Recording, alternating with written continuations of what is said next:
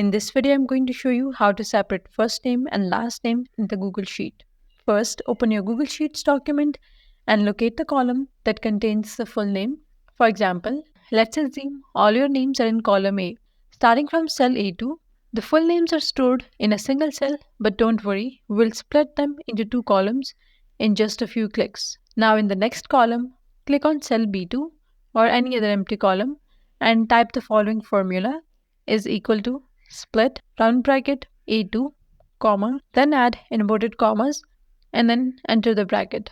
Now what this does is tell Google Sheets to look at the contents of cell A2 and split the name using the space between the first and last name as a separator. And then press enter and you will immediately see the name split into two parts. The first name will appear in column B and the last name will appear in column C.